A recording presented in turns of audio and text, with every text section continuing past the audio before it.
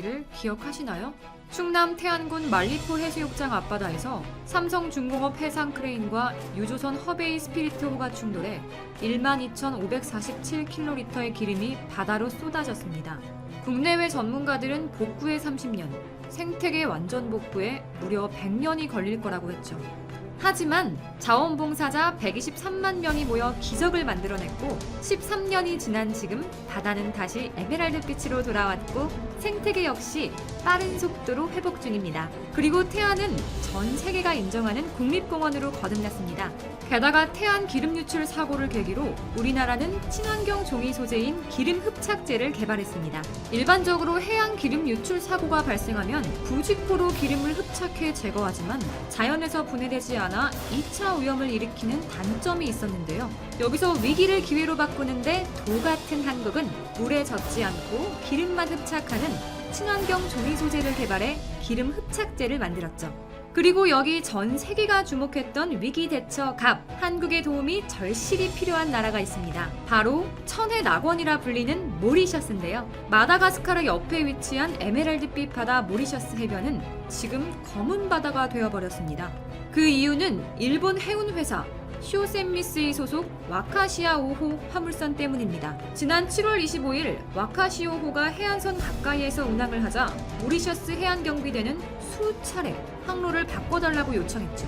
하지만 와카시 5호는 이 요청을 무시하다 결국 좌초되었고 그 상태 그대로 방치됐습니다. 그러다 지난 6일부터 연료 탱크에 실려있던 기름이 바다로 새어나오기 시작해 모래사장은 물론 숲까지 퍼져버렸어요. 그리고 그동안 일본은 가만히 있다 10일이 되어서야 전문가팀 6명을 보냈죠. 심지어 타국에서 대재앙과 같은 사고를 쳤다면 이미 뉴스에 보도가 나야 정상이지만 일본은 일절 보도되는 게 없었고 오히려 상식에 어긋난 행동들을 하고 있다는데요. 도대체 얼마나 비정상적인 행동을 하고 있는 걸까요? 영상 시작 전 좋아요와 구독 부탁드립니다.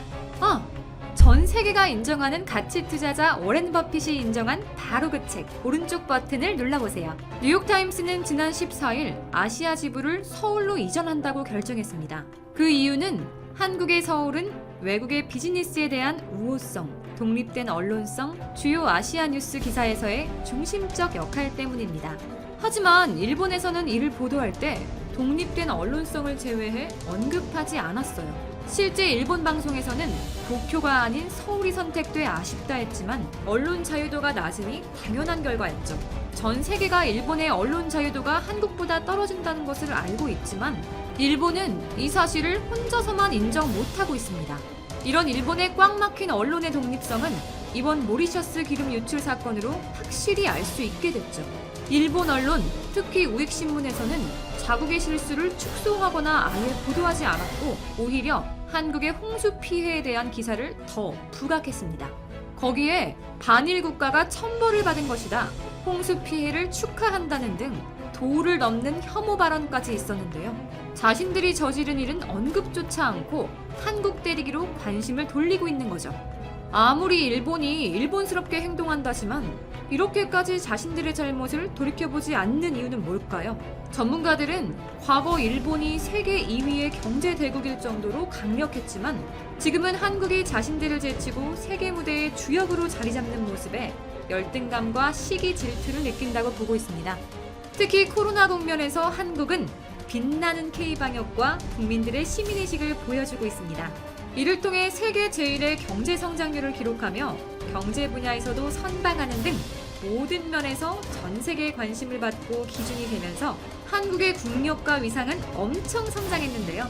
그에 반해 일본은 코로나19 사태가 심각함에도 여행 장려 캠페인을 시행해 확진자가 급격히 늘어났습니다. 결국 경제와 방역 둘 다 놓쳐버렸고 심지어 일본 언론에서조차 한국은 첨단 IT 기술로 코로나를 이겨나가고 있는데 일본은 뒤떨어지는 IT 기술과 후진적인 제도로 코로나를 키우고 있다며 한국과의 차이를 비교했습니다.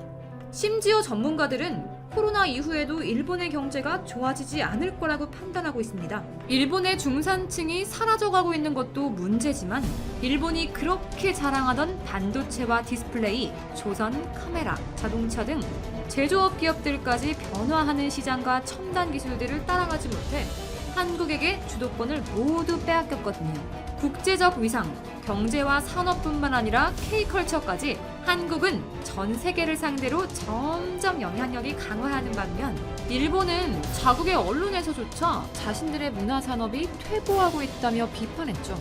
실제로 다 죽어가는 일본의 아이돌판에서 JYP가 한국의 시스템으로 제작한 아이돌을 툭 내놓으니 엄청난 인기를 끌고 있습니다. 결국 일본은 문화 콘텐츠 제작 시스템마저도 한국에 밀리면서 최종적으로는 열등감과 질투만 남아있는 상황이죠. 쇠퇴하는 일본은 떠오르는 태양인 한국의 경쟁 상대가 안 된다고 말한 짐 로저스와 수많은 해외 전문가들, 그리고 이제는 일본의 전문가들까지도 일본이 한국을 잘못 예상했다며 반성하고 있습니다. 일본은 경제 상황부터 코로나 방역까지 모든 것이 이렇게 악화되어 가는데 국민의 생명보다 경제를 살리기 위해 돈을 줄 테니 여행을 가라는 무책임한 아베가 심지어 꼭꼭 숨어서 머리카락조차 보이지 않자 일본 여론은 이제 완전히 돌아선 상태입니다. 또 일본 경제계와 전문가들 사이에서도 제발 아베를 말려야 한다며 한국의 수출 규제를 왜 했냐고 비판이 심해지고 있습니다. 부당한 수출 규제로 벌어진 노재팬 운동으로 기존에 한국에 진출했던 기업들은 막대한 피해를 입고 철수하는 상황까지 벌어졌고, 수출 규제 때문에 한국 시장을 잃게 생긴 일본의 소부장 기업들은 오히려 일본을 버리고 한국에 투자해 공장을 건설하는 등 일본만 엄청난 피해를 받았기 때문에 아베는 무지막지한 비판을 받고 있죠. 이런 일본과 다르게 한국 기업들은 포스트 코로나 시대를 발빠르게 준비하며 성장하고 있습니다. 또 현재 그린 뉴딜과 수소 경제 등이 결합한 첨단 산업이 시너지를 만들고 있어요. 첨단 산업 세계 공장으로서 발전하고 있는 한국을 일본이 아무리 발악해도 따라오기엔 초격차가 나버렸죠. 게다가 한국은 한국판 뉴딜의 주요 기업들도 힘을 합치면서 IT부터 제조업까지 기초산업 등 모든 분야에서 세계를 리드할 준비를 하고 있습니다. 그 어떤 나라보다 빠르게 미래 시장을 선도하고 경쟁력도 커지면서 우리의 국력이 더 커지고 수많은 분야에서는 한국이 모델이 돼 리드할 것입니다. 그러면 언젠가 일본이 일본스러운 행동을 할 때마다 우리 대한민국이 아주 혼쭐을 낼 수 있는 날이 올 거라고 생각하지 않나요? 이와 관련된 여러분의 다양한 의견 댓글로 남겨주시면 감사하겠습니다. 혹시 주식하시나요? 세계 1위 투자가 워렌 버핏도 극찬한 우리는 찬사를 바라지 않는다. 우리는 보답을 원하지 않는다. 대한독립 마침내 찾거든 깃발처럼 나부끼는 만세소리. 작년 2019년은 3.1운동 및 상해 임시정부 100주년이었습니다.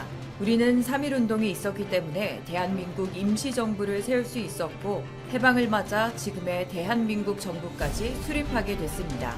3.1운동은 전 민족이 참여한 항일 독립운동이었고 일본 제국주의에 맞서던 평화시위였습니다. 일본은 이를 총칼로 무참히 짓밟았지만 우리 민족은 여기서 그치지 않았습니다. 해외에 임시정부를 꾸리고 무장독립운동을 준비하기 시작했죠. 그만큼 독립에 대한 의지는 그 어떤 것으로도 끌어낼 수 없었단 겁니다. 일본의 주요 신문인 아사히 신문은 3.1운동 100주년을 기념한 기사에서 일본이 시대를 잘못 읽었다는 보도를 했습니다. 조선의 독립선언서는 힘으로 억누르는 시대가 가고 고의가 이뤄지는 시대가 왔다는 내용을 담고 있었는데 이 말이 현실이 된 겁니다. 그래서 아사히 신문은 일본이 전쟁으로 동아시아의 갈등을 만든 거라는 비판을 한 거죠. 이렇게 일본도 과거 3.1운동을 떠올리는데 우리는 절대로 이 역사를 잊어선 안 되겠죠. 죽어도 죽지 않는다. 뮤지컬 신흥무관학교의 메인 테마곡 제목입니다. 우리 독립운동가들이 목숨을 잃는다고 해서 우리 민족의 독립의지가 사라지진 않는다는 뜻이기도 합니다. 지금으로부터 100년 전 우리 독립전쟁 역사에서 잊어선 안 될 두 전투가 있었습니다. 봉오동 대첩과 청산리 대첩입니다. 봉오동 대첩은 임진왜란 이후 독립군과 일본군이 맞붙은 최초의 전투이자 최초의 승리였습니다.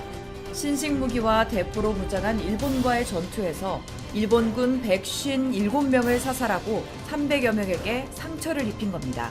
반면 우리 독립군의 피해는 전사자 4명, 중상 2명, 우리의 완벽한 승리였습니다.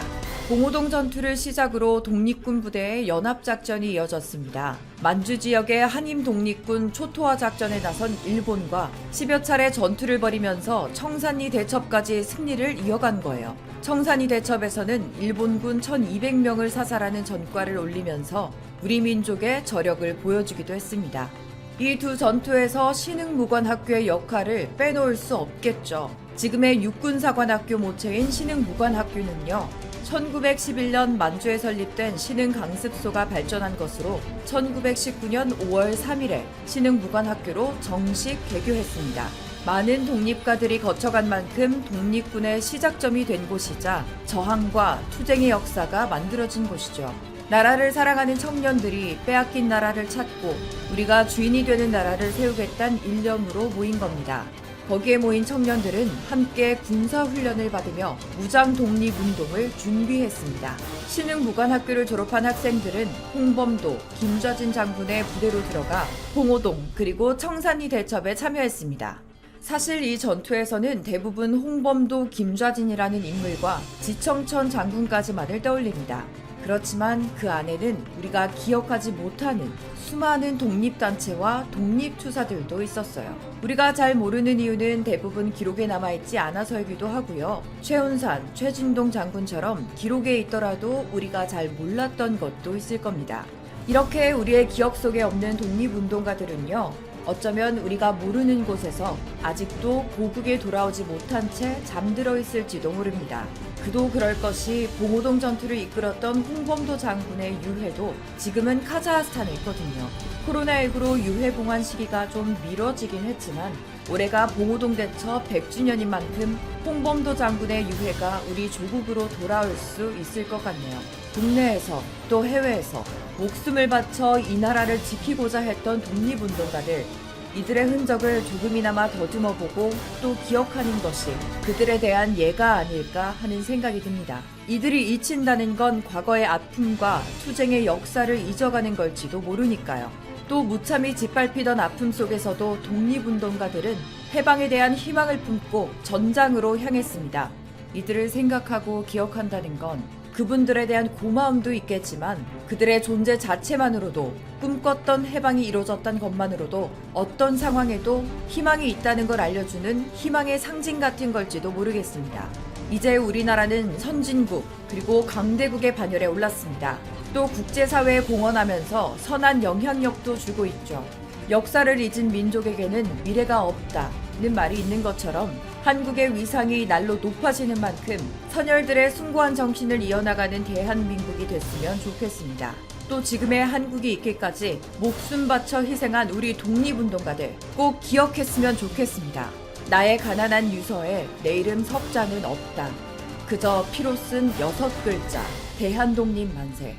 나의 마지막 사진 속에 나는 기쁘게 웃으리라. 오직 한마디 기억하라. 대한독립 만세.